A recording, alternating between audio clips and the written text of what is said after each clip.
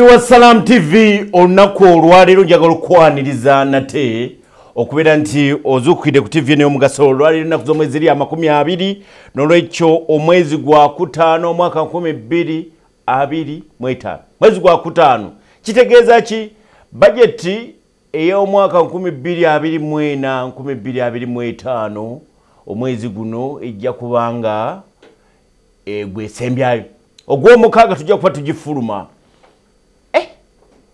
omwezi ogusembayo mu budget y'omwaka guno financial year gwe gujja gutandika mu kaseera katono nnyo kubanga olwalero tuwezezza ennaku z'omwezi 2 omwezi gwa kutaano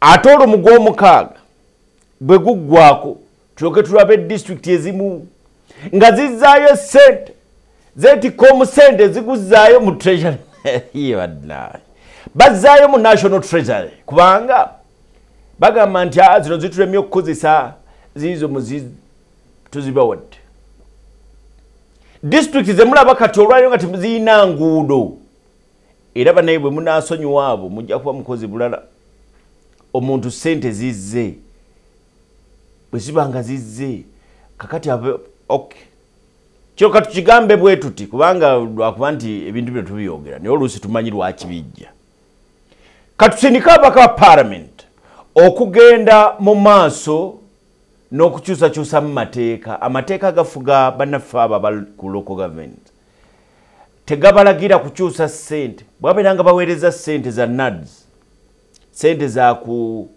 katugeze ssente za kuzimba toilet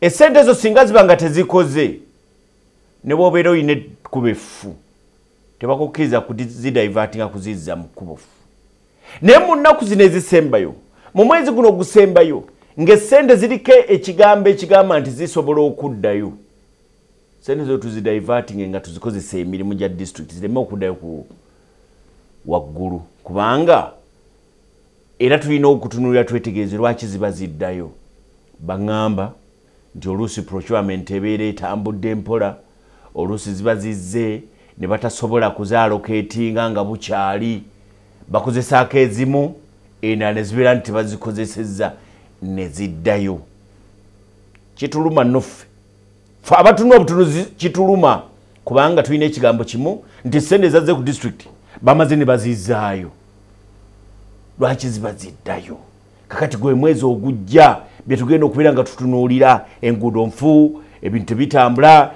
ebyobulamu n'eddagala erigenda mu malwaliro nga tewali omulwadde eddwaliro lya district yawe Rakai baga nti mugende munoonye eddagala health center 4 3 ani tebasobola kubeera nti mulimu eddagala eryetaagisa baga nti genda onoonye eddagala naye nga district ekwata ssente ate nezizzaayo ffe tujja kuyomba tubalinze katulinde tulabe ne district zolaba nga ziri bubi ogulugulira ssente bazizzaayo tujja bayombesa gwe mwezi ogujja tubalindiridde budget yo parliament yagitadde negenda abaka bazikubyemu ebituli kati wano sente atuteka mu sente butono ate kati mugiwaana budget nejja mwana tunejja ngambi naye bagiwaana ne basukka ne bwebeera nga si nnungi bagiwaana ne basukka naye kakati eyo ekya budget tukivuddeko olwaleero teke wamu n'ensambaggere bw'oba mpakanya gwe mpakanya bibyo zigenda kubeera mu parliament ya Uganda olwaleero bali kuteeka era olwaleero tusuubira ffe ng'abalengera ebintu okulengera ku bayambadde ebiddugavu abayambala ebibomboola nga babuuka ebikomera bya parliament bayingira olwaleero lwe lunaku lwe bagenda okwogera oba oliawo n'okuyisa etteeka lino erigatta omuntu wa bulijjo okumutwala mu court martial lituze twogeraku wano tuze tubabuulira ligattamu litya ne lyagenda okumaliriza eyo namu bukiiko lyayita kakiiko lyagenda mu kakiiko ne liwunyayo ne lidda katulwaye parliament bweddamu okutuula ya wiiki eno bwe lijja bakkiriza ne bagamba nti bagenda kukola ki bagenda kubeera nga gye bali aba opposition okugezaawo okuteekawo okulemesa naye okulemesa kwoteekawo kuteekawo nga kwa bigambo yogera bwogezi oba oyagala oyinza n'okuba enduulu toteekawo action kyekigenda okubeera mu parliament olwaleero action woogirabirako bajja kuyoola abasukka 10 babaka ba parliament mamanya ababiwe bayingira parliament bayingira mu ngeri erabika nti nzibu nnyo ogenda okukakkana nga bayodde be bayodde ku luli nalaba ababaka bagenda nga basibira mu malwaliro basamba biki abantu ne bajjamu n'okumenyeka amagulu ne ku luno bambi badde nsaba parliament ate ebyo twabirabanga eno gye twali nga mu debate eza secondary primary twazikolanga kakati mwe abataayita mu kubateke na kukola ki lwaki ate mutuuse mu parliament eri ennene ate gye mulagizize empisa ezitali nnungi ensiiwuufu olwaleero saagala mpisa nsiiwuufu mu parliament eyo mufuba okulaba buli saidi fuba okulaba nti ogenda oteese kyoteeseza kigende ku Hansard kibeere recorded ebisigadde mukama yalisalawo abo tuwe tulabise nti olunaku olwaleero tulutandise n'olunaku olwaleero mu programu yaffe omukeeze tujja kugaba ebirabo jaggabira abantu abo ebirabo by'engaba bya Idi kijjulo kya Idi prestige ekwadde ekijjulo kya Idi tujja tuukayo naye tulatuukayo njagala kutegeeza nti olunaku lw'eggulu nalabye amawulire gatambudde John erabidde kugamba nti abadde omukulembeze wa America Joe Biden lunaku lwali lwakutaano n'azuulibwamu kansa ne bamugezaako omwetooloola bagenda okuzuula nga prostate alabika nti asusse nnyo we yandikomye era kati baga nti ayingidde ali namagumba naye si asoose okulwala jjukira emabega wali mu bakungu bw'oba oyogera ku bakungu abalwadde obulwadde obwa kansa oba kookolo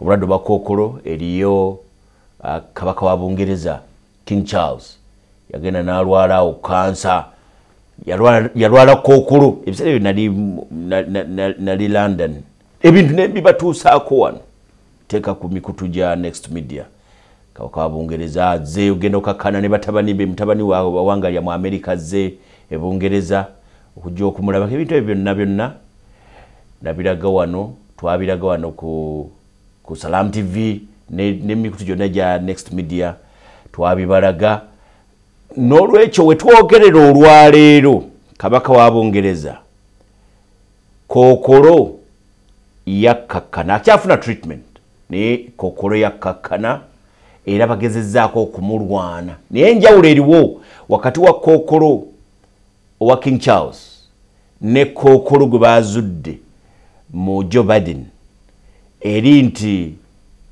ono wa Joe Biden bambi abadde amusensedde nnyo ng'ayiseewo agenze kumutendera ogulabika nti gutiisa ekyo kyobo ekito bwe kibadde naye nga bonna ekituufu kiri nti bonna kookolo yabasumbuwa nalabyeko ku bifaananyi ndoza musabiti eweddaawo King Charles yabadde akyazizza abaana abalwadde bakookolo mu makaage ag'obwakabaka King Charles e Bungereza n'abaana bali awo bayogeramu naye bamugamba naye okoze otya okwejjanjaba okoze otya okulaba nti eddagala terikosa nnyo okoze otya treatment gye bayita eya kookolo toginyumiza munno baga nti omuntu agenze ku oba chemotherapy oba tekiba kyangu kikyusa buli kimu appetite nebula embeera nebula amaanyi ne gabula buli kimu ne kigaana treatment ebeera y'amaanyi nnyo ku muntu omukulu naye ate abaana bato n'olwekyo yabadde asisinkanye baana bato okubayitiramu ku kirwadde ekyo ekya kookolo bwe kimuyisizzaamu nga babulya ne bwe balina okukola okulaba nti bagenda mu maaso abo bannaffe ate bali ku ddaala ddeneko nti Kookolo bamujjanjaba ne bamufutiza. Kakati olwali tulina ebigambo byonna biri ku abadde omukulembeze wa America Joe Biden kwera nti naye prostate cancer amulina lwakuba nti ate Kookolo yali amalawo King Charles ye tebamutubulya kika naye yali Kookolo. Awo njagala okuyitira katono nnyo n'okusaasira abo n'abafamire ya Joe Biden. Oluusi genda n'otunulira omuntu onoza nti oba famire ya Joe Biden yavuddeyo baami ne bakola buli kimu kyonna ekisoboka okulaba nti bafuna baddokita abasembayo okubeera abakugu yabadde komiti nno ssebo yeetuula twaha mukibi abamukolako oba gundi ani abamukolako kugamba ne baddokita nabo babasunsula lukiiko lwa famire lwatudde okusunsula baddokita abagenda okubeera nga bakola ku musajja w'ekimyaka 82 Joe Biden. Tweyanziza nnyo tweyanzeege eyo tuvuddeyo nkomyewo wano mu Uganda mukwano gwange Sulaiman Kidandala njaga omukulisa Sulaiman Kidandala abadde yasibwa Korea yafulumye ekkomera aga nti ekkomera gyatenda bingi Kidandala Sulaiman nze nga bwali nti mukwano gwange nnyo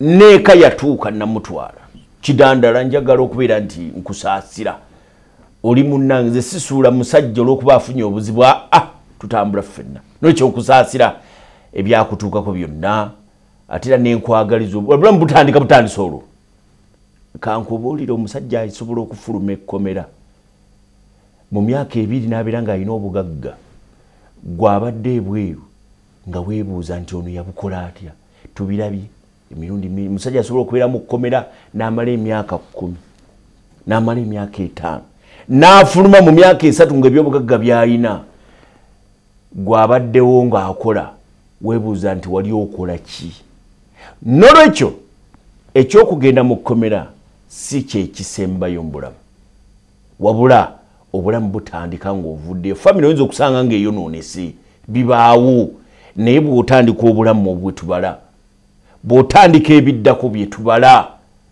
Nelson Mandela yayingira ekkomera nga tafuganga ku nsi eno bwe yafuluma yafuuka omukulembeze wa South Africa n'olwekyo nkugambye nti ekkomera si kyekisembayo nze twaha mukibi kututte ku kirala mwebala kuba nti muzuukidde wano Joan Kagezi nalabye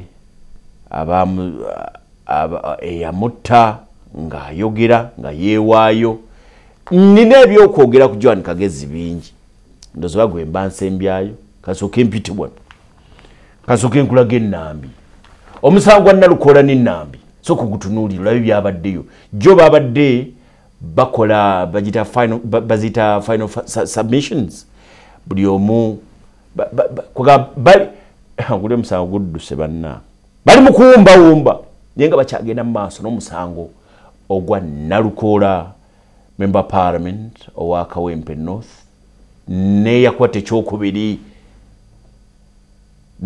ekyokubiri Farida Nambi katujje kasooke tutunulire tulabe omusango gwe gw'abadondokoleddwa.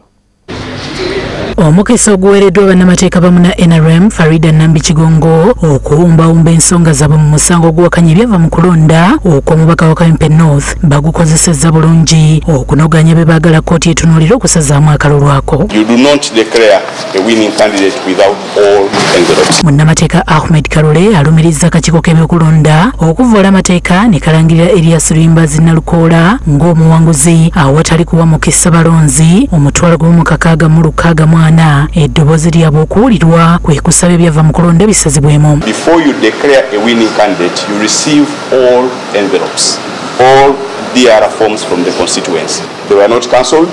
The returning officer simply proceeded to declare the winner without receiving all results from the constituency. Kalole yeewuunyizza lwaki akakiiko tekaddamu okulonda mu bifo 12 ebyalimu emivuyo. Simanyi kyali kibapapya kulangirira Nalukoola ku ssaawa ez'omutumbi 6 nga bategedde nti waliwo ebifo 14 ebirina abalonzi omutwalo gumu kumpi mu 7 kumpi obululu Nalukoola bwe yafuna ebitakomyewo etteeka libawe ebbeetu okuddamu okulonda enkeera ne batakikola. Balinga abeekobanye ne Nalukoola okumalaga muyisa mu kamooli bamulangirire Matumbi budde. Oludda oluwabi lulumiriza banna NUP ab'enjawulo okuzza emisango mu kalulu ku lwa Nalukoola, ekitegeeza nti naye agivunaanyizibwako so nga okugulirira abalonzi n'abamu ne balemesebwa okulonda nagyo misango egyetongodde egisobola okusazisaamu ebyava mu kulonda. Tugambye omulamuzi nti avunaanyizibwa bujjuvu ku bintu byonna abakulembeze ba National Unity Platform bye baakola mu kalulu k'e Kawempe. Ne tumusaba n'olwekyo nga tukubira nti obujulizi bwe tumuwadde bumala, amateeka ge tumuwadde gamala, aleme kulonzalonza wabula okusazaamu akalulu k'e Kawempe North.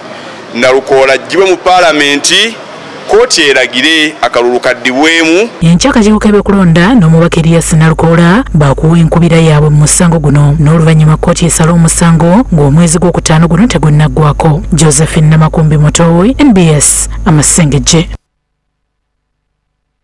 Neewunyiza story etali mu Nalukoola. Namakumbi sikyakitegedde bulungi. Naye bw'otunuulira ebintu ebyo bwe bitambula tugenda mu maaso. Waliwo lumu omu ku balooya ba Nalukoola yagenda n'agamba nti mwagala akalulu kaddibwemu abantu baddemu bakubwa emiggo. Nze okusinziira ku kye nalaba e Kawempe nze ŋŋamba nti twandimaze emyaka nga 10 nga tetuddamu kalulu e Kawempe. Naye mu mwaka gumu abantu baddemu bannamawulire abasukka 10 baafuna obuzibu awo e Kawempe. Kati oli bw'ayimirira nti kaddibwemu nze nkankana. Mwagala akalulu kano kaddibwemu abantu baddemu bakubwa emiggo? Nedda. Bannamawulire baddemu bakubwe akalulu kagira kalinda kaaka ak'e Kawempe. Sirabawo nnyo kyamaanyi. Tetuganye. Munnamateeka yayina engeri gyayogeramu ebintu bye. Ate nga bw'akyogedde tujja kugamba nti ate katusirike olw'okubanga musango guli mu kkooti. No, munnamateeka abyogera. Leka wali kibayita ebintu bikwewuunyisa. Olwaleero kiki kibayita okwogera ku musango n'obutagwogera? Munnamateeka avaayo nga yakava maaso g'omulamuzi najja wano n'akuba ekintu nekigenda mu mawulire era kikazayagala ne byayagala byonna oba biriiko obujulizi oba teriiko obujulizi. Kakati ebyo byonna bikwewuunyisa. Kati amateeka gaakyuka era tewali waavunaana. Kakati eyo nga tuvuddeyo. Kakati oli agenda n'abuuza omulala kubanza omusango mbadde ngugoberera bulungi nnyo. Naye oli agenda n'abuuza nti bwaayi ebifo 14 ebyogerwako tutwale abalonzi bwabayanga constituency yonna abalonda bali bitundu 14 kwata bwonna obululu bwewe bugatte ku buli bumeka Nambi yagenda okugattagattamu mubazze okulonda bonna. Kakati ate no gundi ne yatubuzabuza munnamateeka mukwano gwange Kalule saagala otubuzebuze. Farida Nambi bamuwa awo nnyini bamuwa ne bamugagatta n'agatta ensingi eraba naga nti obugasseeko bonna abalonda mu bitundu ebyo 14 ntiye ofunye mmeka n'ava ku kenda n'agenda ku gumu 2. Kakati gwe munnamateeka ate otulimba ki twagenda musango katugogere buli kimu katukyogere kubanga mwe mubireeta muga nti ate omusango guba guli mu maaso g'omulamuzi guli mu kkooti tebagwogera ate mmwe kennyini ne muvaayo ne mutandika okubitubuulira. Kanaffe katukubuuze Kalule nze twaha mukibi ononkubira akasimu kange kamanyi eyesimbawo Nambi bamuwa namugamba kali kyoleto gina nti ye gatta obwagenze mu bitundu 14 byonna byoyogerako tubukuwadde bugatteko buli bumeka n'agatta n'amaana atugamba nti okuva ku kenda afunye omutwalo gumu 10,000 ne bamubuuza Nalukoola yafuna mmeka nti gumu 8 bayi. Kakati gwate bw'obeera ogattagatta otetera n'abaafa otetera n'abaali abalwadde abataakuba kalulu mugumu kakaaga toyanzege n'ebyo biba byabufuzi biba by'amateeka nolwekyo tubireka omulamuzi yajja osalawo at the end of the day tulindiridde okulaba kiki okay yekanveeyo njala nkutwale ku nsonga endala byokwogerako mba nina bingi awo naye kankutwale ku nsonga endala gyenjawo okutwalako ya lunaku olwaleero tulindiriddwa mu ngeri y'ekika ekyawaggulu okubeera nti parliament eteesa n'okuyisa ebbago erabika nti zito nnyo era omuntu wa bulijjo bw'obeera nga totambulidde mu layini zetuzze twogerako wano ku Salam TV osobola okumaliriza ng'oli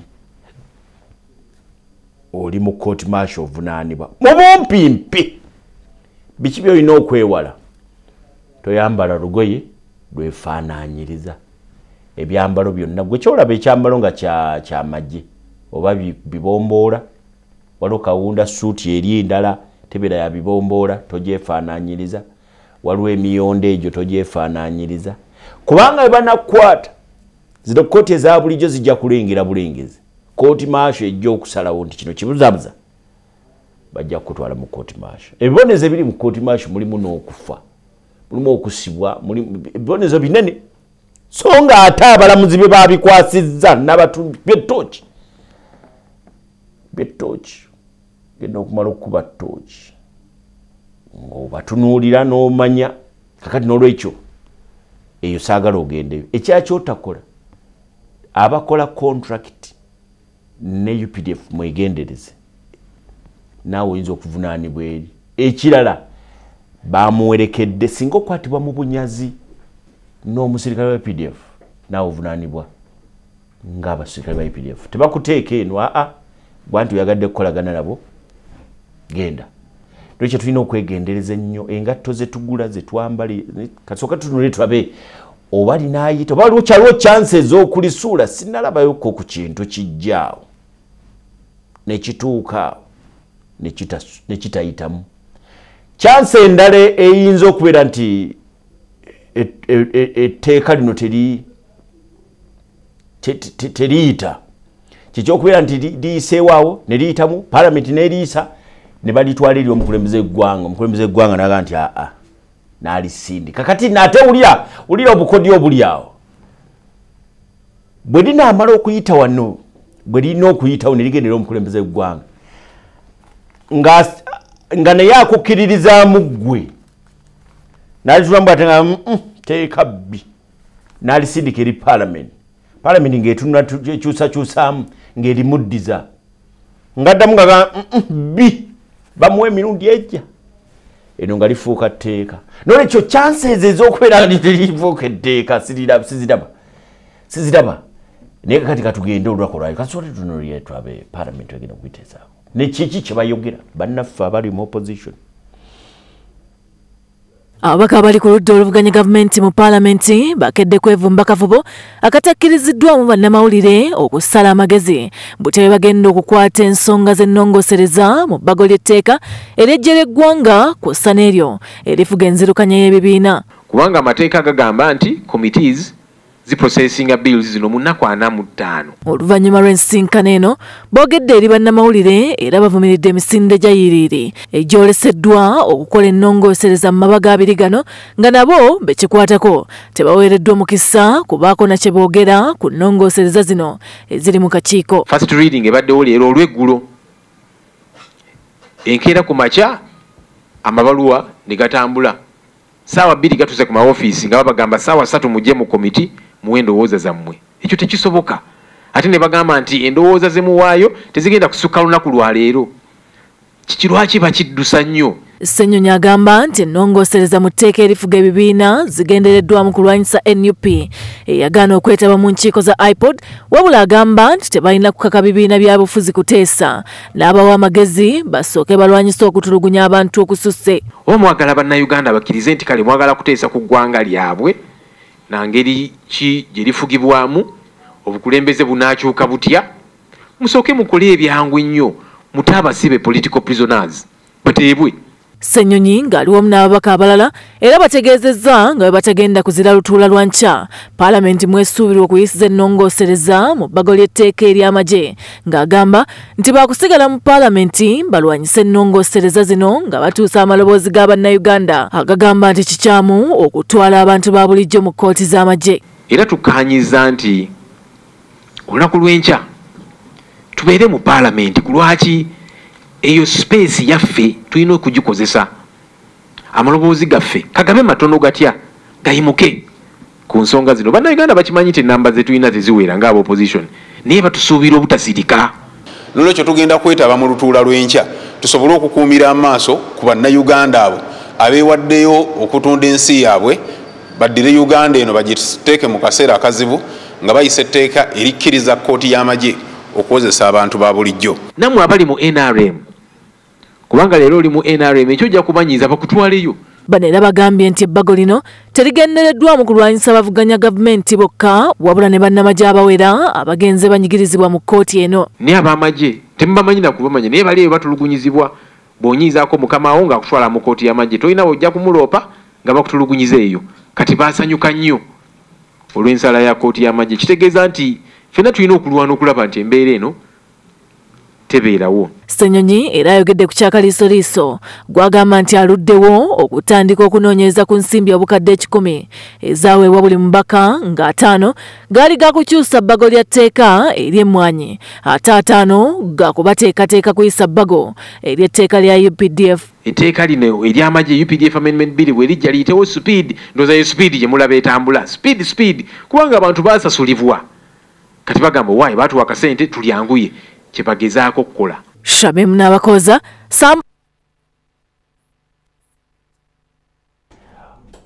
omulabi wa programu omukeeze njagala nkubulye nti awo tutandikidde olwaleero abaka Parliament naddala abali ku oluvuganya gavumenti basuubira okubeera nti bajja naye bw'oba ojja munda oteekamu kapule beera nga agenda okuzannya taekwondo ojja yambadde munda oteekamu t-shirt n'oteekamu n'akapale nga kampi essaawa yonna olaba byonoonese Parliament nga amasuuti nga mugasuula eri juzi bayuliza amasuuti g'omusajja ne mutunuulira alabika ngenda nentunuulira mikwano gyange egimu bayingira Parliament eyo n'ebiseera bisinga obalaba bali mu suuti mpya naye kati mu kifo ky'okuyuza suuti ezo ojja oyambadde muli ekinu essaawa yonna Maxado mwabakandi mulaba TV omugasalamu TV olunaku olwaleero bagenda okulwana n'etteeka nga balwanyisa ebigambo ye Parliament gye tugenda okufuna olunaku olwaleero katunuulire abali ku sayidi eno n'abali ku sayidi eno etteeka ligattayo omuntu wa bulijjo baterimugattayo n'ebyobufuzi byewuunyisa kati wano ku lukalu lwa East Africa ku lukalu lwa Africa baluyita lukalu lwa Africa naye wano ensi ezeegattya mu mukago gwa East Africa nina ekintu kyendaba nga kifaanagana nabadde ndaba omusajja ali ku ludda oluvuganya gavumenti ye Tanzania bamuyita Tundu Lissu omusajja ono baamukwata givuddeko emabega ne bamutwala ne bamuggalira yavuganya mu kalulu akaliyo emabega awo n'akwata ekifo kyaku ne bamuggalira bwe baamuleese mu kkooti bamuguddeko misango gya kulya mu nsi ye lukwe omusajja ono abadde mu byobufuzi bujjukirako emabega eri yasavaivinga okumukuba amasasi byeri mabega ate mu byobufuzi awo kata abiryemu obulamu naye wetwogenda lunaku olwaleero ali mu kubbinkana na misango yaleetebwa mu kkooti naye era omukyala waffe wano omutegeera Martha Karua omujjukira Munnakenya yagenze Tanzania yagenze Tanzania ng'agenda kumutaasa no yegasse ku ttiimu y'abalooya abagenda okwolereza omwami ono n'ekibiina kye basitudde ttiimu nnene nnyo yadde avudde Kenya eyo n'abantu abalala 2 olwatuuse ku kisaawe bwe bati papa Dar es Salaam kiki ekibaleese olwesiye Martha kiki ekikuleese Martha Karua omukyalo ono si wa muzannyo yaliko minisita w'ebyamateeka mu ggwanga erya Kenya amateeka yagasoma agakoze ate kati ali kulwanira ddembe ly'abuntu wano obujjukira ku Kano Kizza Besigye wano yajja ne yeetooloola nga layisisi bagimumye bamugaye tojja kuwolezaawo wano kati Tanzania yo tebalinze na bya layisisi linye nnyonyeddako linye ekuzeeyo teyanywedde nakacaayi bamugobe Tanzania omukulembeze waayo omukyala Suluhu yagaye nti Bannakenya muddeeyo eri nze mundekere ebyange wano nja byemalira Bannakenya mundekere temutabula byange wano temutabula byabufuzi yagaye nti abajja okuva e Kenya be bagenda okutabula ebyobufuzi bye musula mutya eyo nvuddeyo ngenze ku Joan Kagezi omusajja eyeewaayo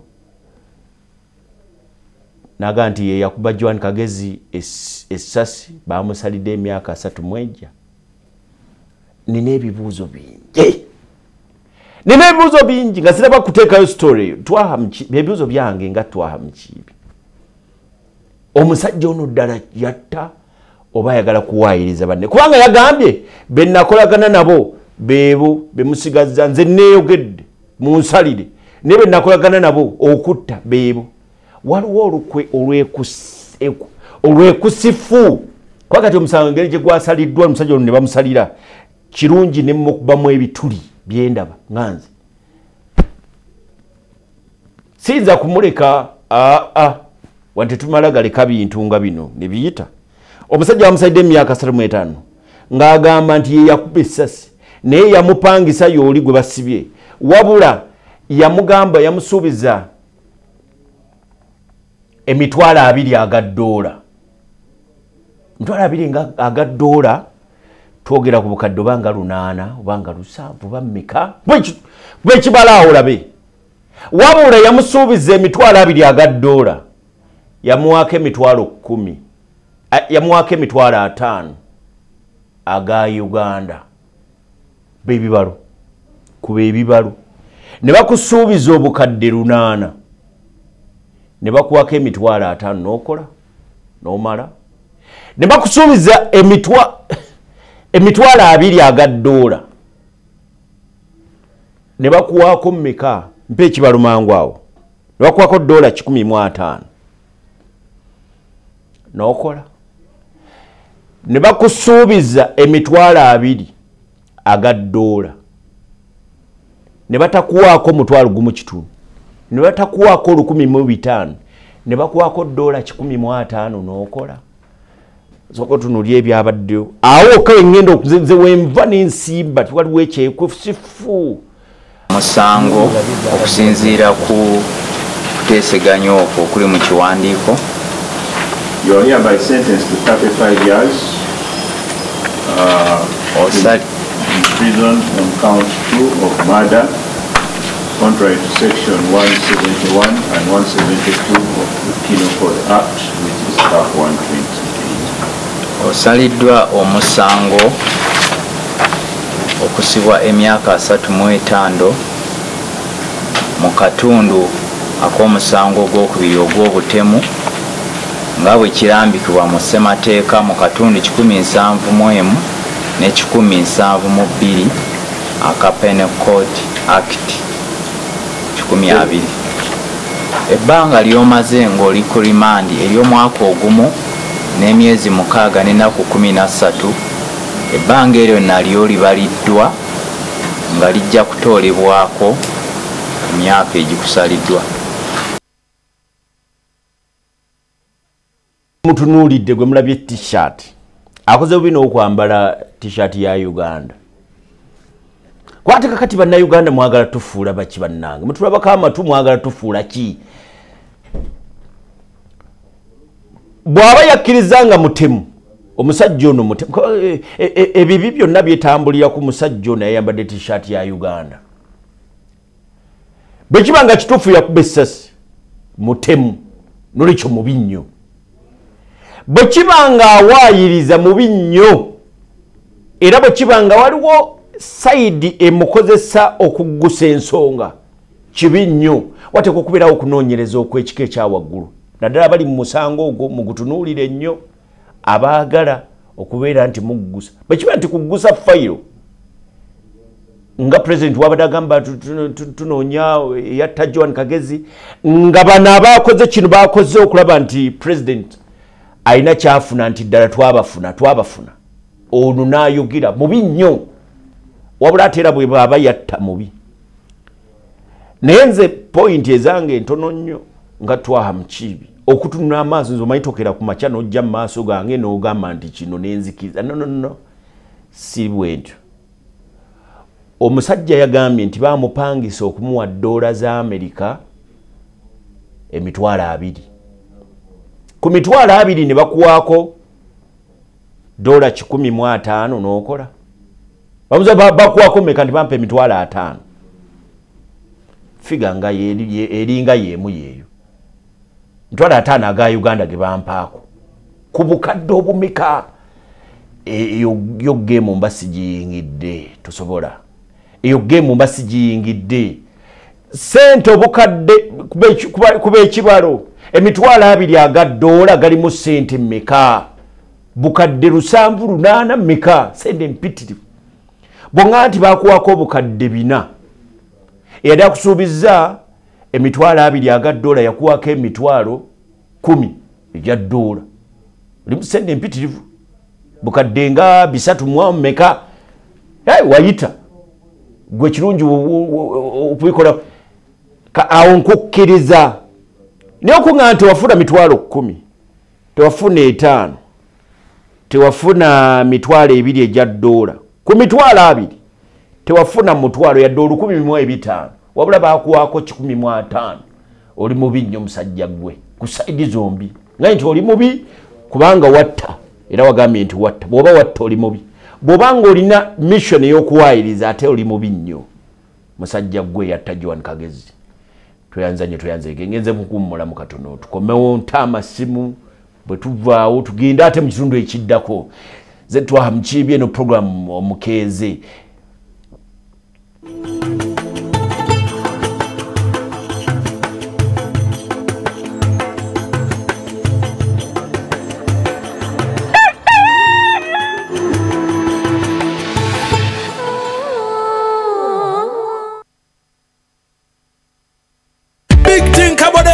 Super wali yakapya musite wali yakapya MTN kabode super mustyle mpya then you kabode smartphone ne byakabibyonna MTN kabode super mustyle mpya then you kabode smartphone ne byakabibyonna. Get the new Kabode Super smartphone and enjoy 16 GB free. Start with a deposit of only 45,000 Uganda shillings and pay the rest mpola in daily installments of less than 1K. You can also make weekly and monthly installments. Together, our vibes are unstoppable. Terms and conditions apply. MTN. MTN is regulated by Uganda Communications Commission.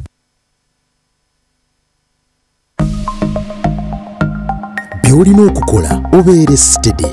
Kebera ku akaunti yo eya bank omanyi oba nga waliwo abaggyeko ssente zo sinakindi okukikozesa okugula ebitali bibyo. Bwekengera ekintu kyonna tegeeza banka yo mu bwangu ddala. In partnership with Uganda Communications Commission, Equity Bank, Momo, United Media, MTN and NBS.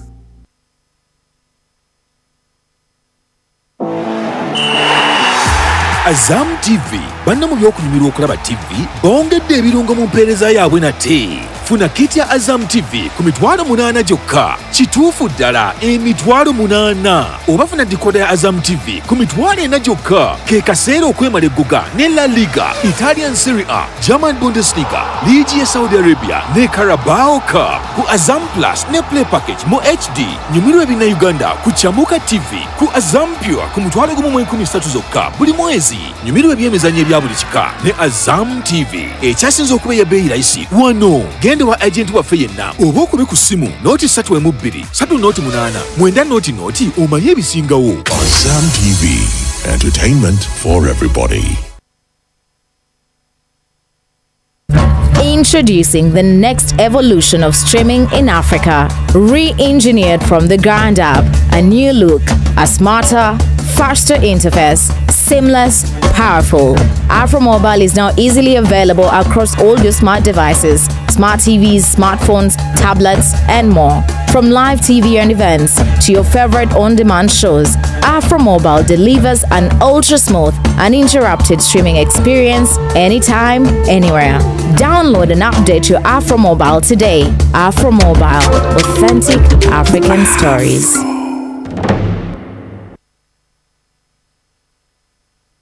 Here's your chance to win school fees for your child for a whole year. Just pay school fees using Momo.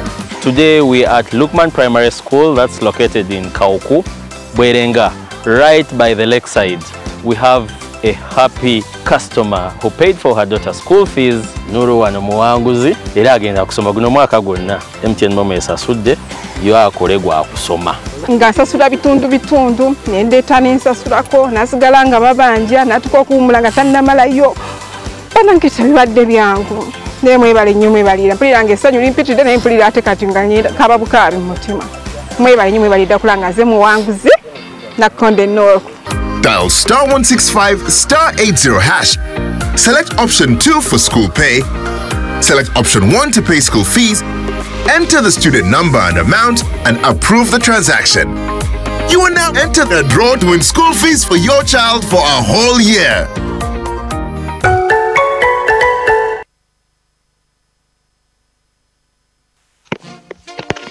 Grapes Valley Junior School essomero lyatandikibwa ku musingi gwa Busiraamu naye n'ab'enzikiriza endala baanirizibwa lya ekisulo n'abava ewaka.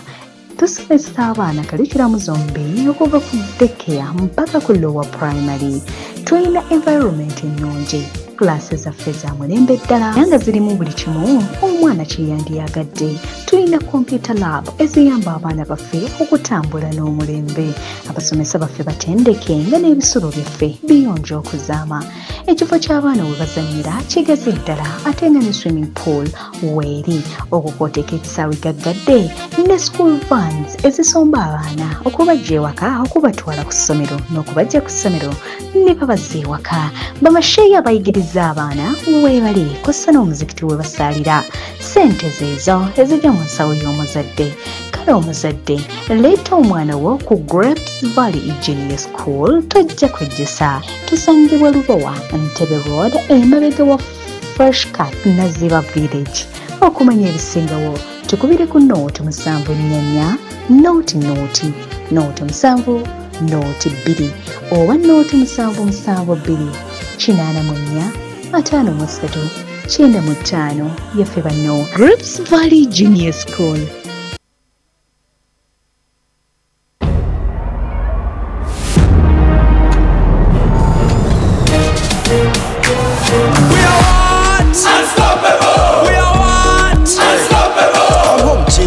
Here just searching, still deciding, what am I watching? We are what? Unstoppable. We are what? Unstoppable. I'm at my business, enjoying success, nachusa address, all of our progress. We are what? Unstoppable. We are what? Unstoppable. That was it. With what internet? 4K HD, non-stop action. We are what? Unstoppable. We are what? Unstoppable.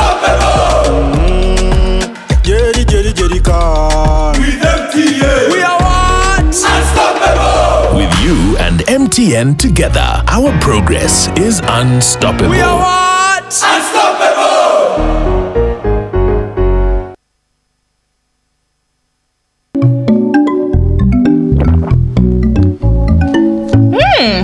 Nice place. Thank you.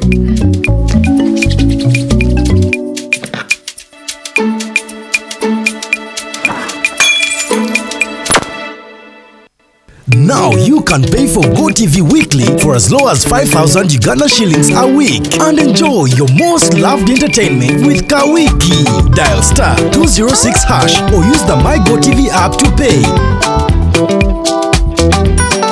GoTV Uganda. Love it.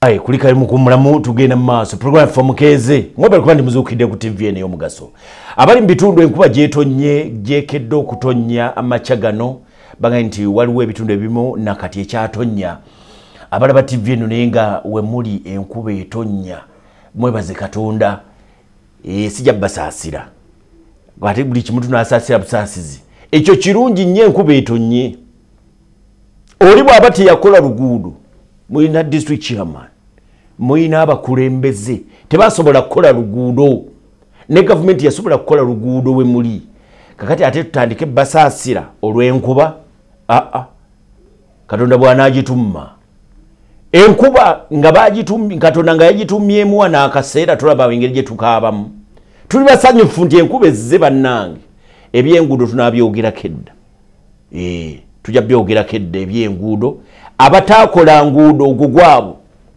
tubasasira lwa nguudo tetubasasira lwa nkuba gagguse tuyanzege njaga kuyita wano edakika nnina ntono okugaba ebirabo banaffe aba Chapa General Enterprises baga nti twaha buli lwojja kumpa buli lunaku gabayo ebirabo by'abantu babiri ffe tubawe ebijjulo tubawe yidi tetwagala abantu bayite mu yidi nga tetuukiridde kakati wokuba essimu ng'oteesa ku kyoyagala oteesa akate ng'ombuulira nga kubuuza ekibuuzo ekikwatagana ne Chapa General Enterprises ebibuuzo mbirina wano akigwanga okigudde gwe tugenda kuyitamu ayitamu ng'ayitamu njaga bampa essimu kati sigenda kwogera bingi omusajja wa Joan Kagezi yanyiizizza nnyo nze nakuba essasi wakuba essasi ne bannange abaana ng'abo ne bw'oba wazaala buzaazi mwana alinga oyo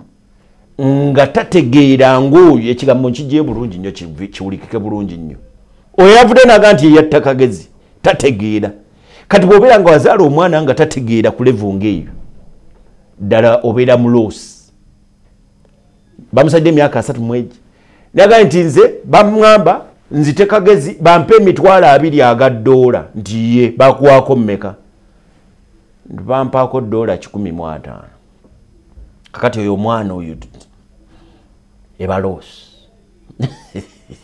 osobola okutegeeragana omulimu n'ogukola nga tofunye oba waliwo ekyekusifu ali ku ssimu 0758 ekyanyiiziza nnyo ensonga laki nkikomezzaawo naye njaga okuba essimu tubeeko bye twogera ebyaffe gwe ekikunyiiziza ku sayidi eyo oba ekikusanyusizza bwe tumala ate nkubuza ekibuuzo kya Prestige oveewo era ng'oli muwanguzi agenda okuwangula hello munaffe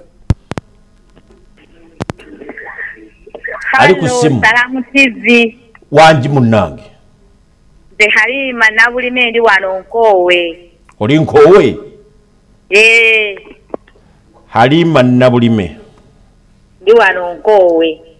Nabulime yes kiki kyoyagala okwogerako Halima? Siembadde njagala okwogerako kyekigambo ky'ekkooti eno ey'amagye. Kyogereko munnange ndadde ebintu ebyo nga babyanguyiza bulala speed ate ozze otulabula obutayambala byambalo by'abasirikale bannange gwe banaakwata n'amanya kubanga olabudde munnange omulimu ngukoze omulimu ogukoze bulungi nze alimawo era naliko naawe awo ne kuyidi ewedde Nabulime Nabulime alima watwaha alalalala omwami twaha gyali twaha mukiiri neyanziza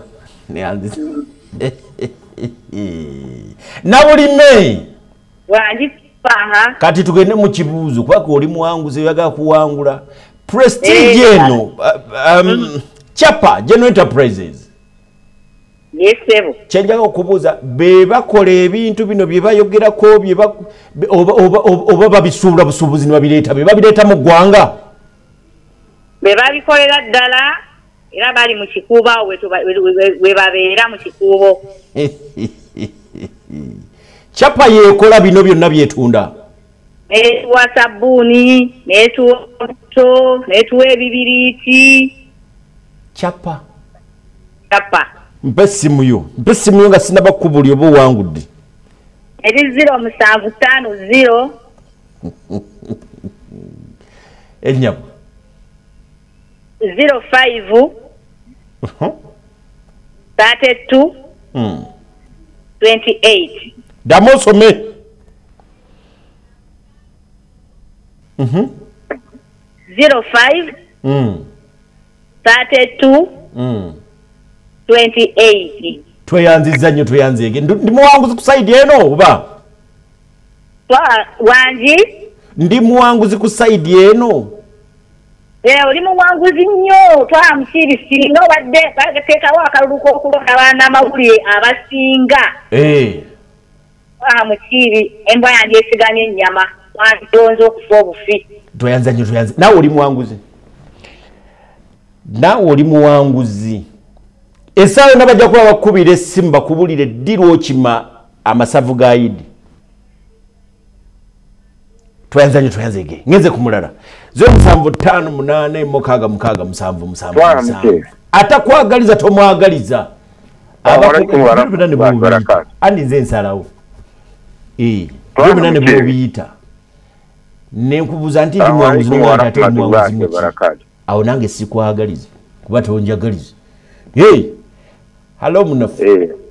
Assalamu alaikum wa rahmatullahi wa barakatuh. Wa alaikum salam rahmatullahi wa barakatuh. Abdul Wasaka kanjogerere. Era mukungu akwadde ebirabu. Era mukungu oyo simaire. Ate wabiwangudde. Tayitamu Abdul Wasaka ajja kunjogerera era mukungu oyo. Era maama bulijjo. Why? Tafa mukibi njagala ku. Nine ensonga bbiri. Nine ya John Kagezi omusajja bamusalidde. Nine endala ya court martial. Olwaliro parliament erwa gye yaga okwogerako. Olaba court martial eyo yenkutteko nnyo. Twebuuza era bannayuganda nga nange mwendi twebuuza tukyalina parliament nga yeetengeeta esobola okuyimirira ku bigere byayo. Twaha mukibi nkugamba ekintu kino nti gavumenti ekintu kyeyagala oba kibi oba kirina oyitawo. Tuze tulaba wano example gyentera okuwangako ebbiru y'emmwanyi yayita supidi. Twalaba wano ku number plate nga zijja digital number plate ntugamba kijja kuyita walaba minisita nga babiri era kyamaani kiyita. Kati etteeka lino amazima gennyini twebuuza nti abantu b'NRM kituufu mukyakolera Uganda oba mukoleranga muntu. Kuba bannayuganda bazze batugamba nga bazze babagamba ne bagamba bannange etteeka lino nammwe erijja bakwata wadde oliwo NRM. Mujjukira Maama Mbabazi we yali agenda ku lutindo lwaffe olw'ejjinja etteeka mwennyini yakola mu paalamenti wali. Nerimukwata poliisi ofiisa wa ranka y'owansi yamugamba ddayo. Emabega oba etteeka liwakola terikukkiriza kugenda gy'ogenda. Maama Mbabazi kukitiibwa kye n'addayo. Kati gwe NRM oyagala tukakasa nti osinga Maama Mbabazi amayinja mu NRM nga batandika NRM ng'okola etteeka ng'eryo. Naawe jjukira nti saa zino oli NRM era bagenze eno mu miitingi lwabwe eno mu kiti ekyawe. Era baalidde nti baalidde. Jjukira nti w'olaba Maama Mbabazi baamuzzaayo. Gwe NRM eno emiya MP wano just MP. Ojja kutuuka akaseera likujje. Kagende liyite kuba kifwe kati Abannayuganda teriri. Teri kitugenda sawa. Kuba baali batuwadde chance tibagenda kugamba abantu ba bulijjo naye mugende mulyogereko. Olabyawo Ssenyonyi ng'agamba ekintu nga kiyise. N'ekintu kye baali batugambye kaye ka chance ke baba batuteerewo nako bakagaanye. Kati twebuuza gwe memba w'MP w'NRM ekituufu kyennyini. Olukolera balonzi baakwo oba jasi tukolera muntu omu wano e Uganda. Tweyanzanye tweyanzege. Nkusibudde okunyumya omutwe. Nkusibudde Sebo. Ne kale Sebo muganda wange. Beera bulungi Sebo. Kale muganda wange ya. Kale Sebo. Yerabidde okuwangula. Kakati zimugambe ki? Kankwata omulala. Omukisa gugwo omulala yabannange. Musajja wange. 0758 kangabe ekirabo. Salamu TV. Bwe mwendi nkusiibudde nina asiibula.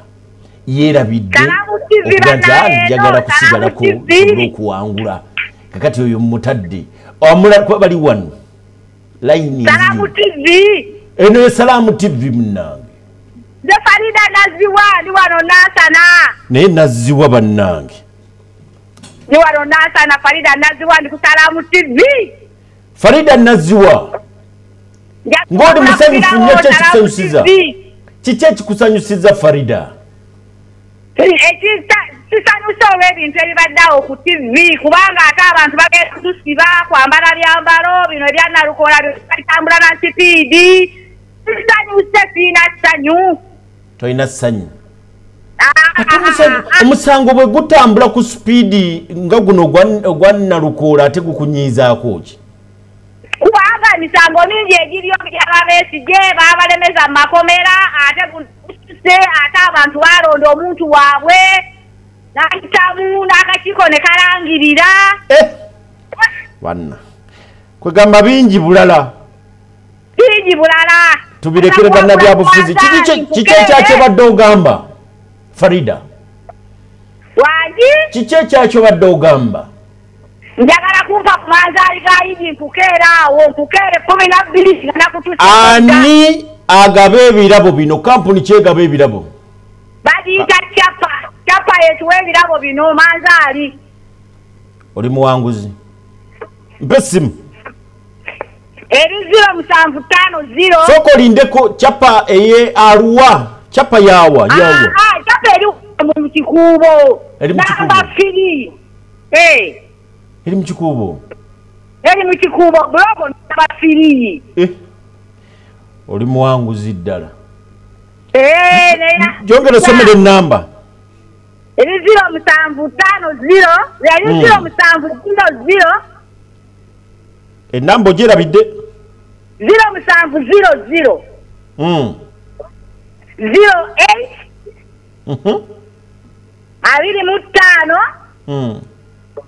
25 damu 0750 eno ndala 0750 08 25 twayanza ege oli muwanguzi sawa nabajja kukubira naziwa Farida sigala ku TV eno y'omugaso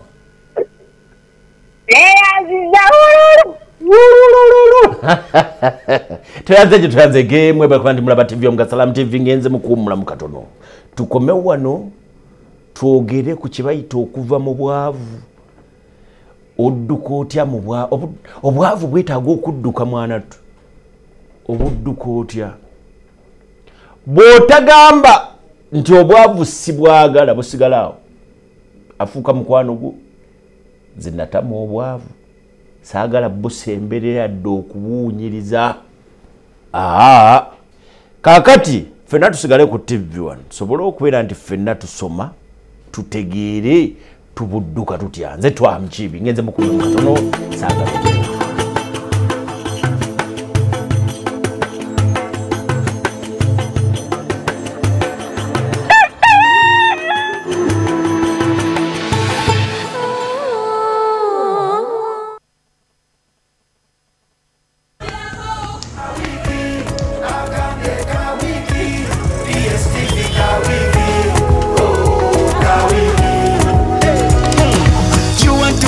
your content, your kids are back from the holiday, but Embera is not so good.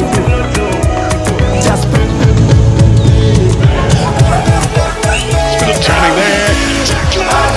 DSTV ekwanjulira ka wiiki akabuli omu kati osobola okusasula DSTV buli wiiki n'onyumirwa show zo ezisinga okukyamula okumala ennaku 7 ku nnusu 15 zokka mwattu obinyumirwa wonna weeyagalidde. DSTV ensibuko y'ebisanyusa. DSTV Uganda erungamizibwa ekitongole ki Uganda Communications Commission. Big thing about the MTN Super. Wali yakapya musite wali yakapya. MTN kabo the super mustairo mpya. Then you kabo the smartphone nebya kabiryonna. MTN kabo the super mustairo mpya.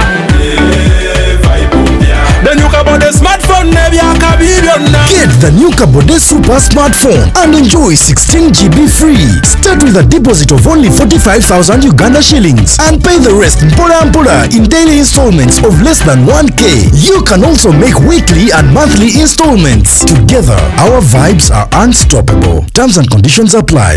MTN. MTN is regulated by Uganda Communications Commission.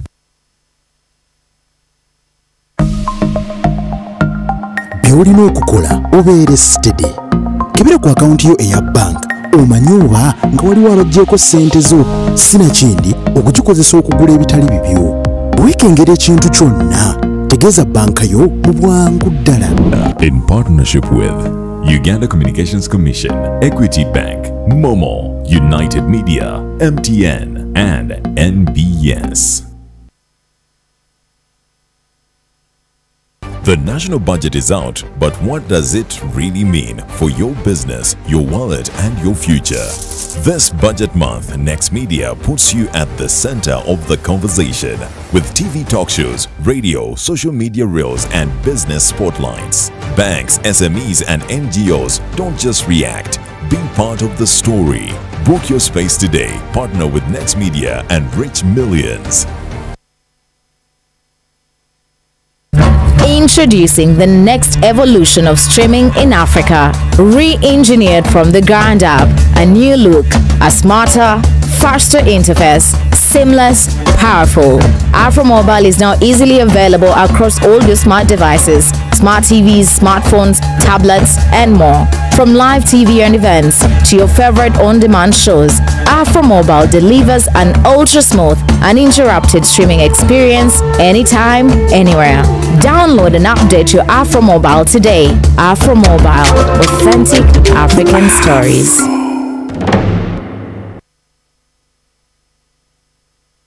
Here's your chance to win school fees for your child for a whole year. Just pay school fees using Momo. Today we are at Lukman Primary School that's located in Kauku, Bwerenga, right by the lakeside. We have a happy customer who paid for her daughter's school fees. Nuru wano muwanguzi era agenda kusoma guno mwaka gwonna. MTN Momo esasudde yo akolegwa akusoma. Ngasasula bitundu nendeta nensasulako nasigala nga babanja natuka okuwumula nga tannamalayo bana nkisa bibadde byangu nemwebale nnyo mwebalira mpulira ng'essanyu limpitidde naye mpulira ate kati nga kaba bukaabi mu mutima mwebale nnyo mwebalira kula nga ze muwanguzi nakonde North. Dial *165 *80 hash. Select option 2 for school pay. Select option 1 to pay school fees. Enter the student number and amount and approve the transaction. You will now enter the draw to win school fees for your child for a whole year.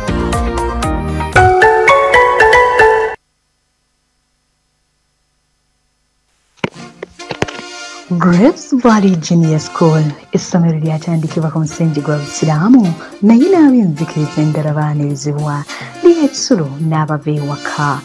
Tusomesa abaana kalikiramu zombi okuva ku daycare mpaka ku lower primary. Tulina environment ennungi, classes zaffe za mulembe ddala nga zirimu buli kimu omwana kye yandiyagadde. Tulina computer lab eziyamba abaana baffe okutambula n'omulembe. Abasomesa baffe batendeke nga n'ebisulo byaffe biyonja okuzaama. Ekifo ky'abaana we bazannyira kigazi ddala ate nga ne swimming pool weeri okukwoteeka ekisaawe gaggadde ne school vans ezisomba abaana okubajja ewaka okubatwala ku ssomero n'okubajja ku ssomero ne babazza ewaka. Bamasheeya bayigiriza abaana weebali kw'ossa n'omuzikiti we basaalira. Ssente zeezo ezijja mu nsawo y'omuzadde. Kale omuzadde leeta omwana wo ku Grapes Valley Junior School tojja kwejjusa. Tusangibwa Lubowa Entebbe Road emabega wa Fresh Cut Naziba Village. Okumanya ebisingawo tukubire ku nooti 7 nooti 7 nooti 2 oba nooti 772 84 53 95 yaffe banno Grapes Valley Junior School.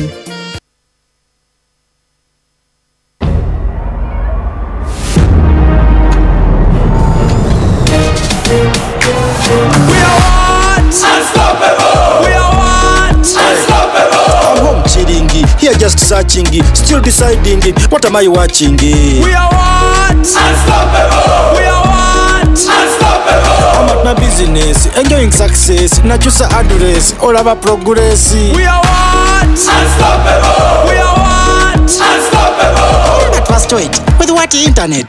4K HD, non-stop action. We are what? Unstoppable. We are what? Unstoppable. Jerry car. With MTN. We are what? Unstoppable. With you and MTN together, our progress is unstoppable. We are what? Unstoppable.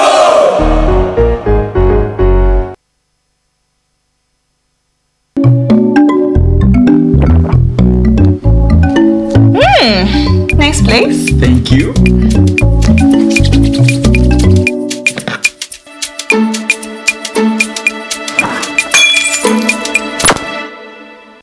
Now you can pay for GoTV weekly for as low as 5,000 Uganda shillings a week and enjoy your most loved entertainment with Kawiki. Dial star 206 hash or use the My GoTV app to pay. GoTV Uganda. Love it.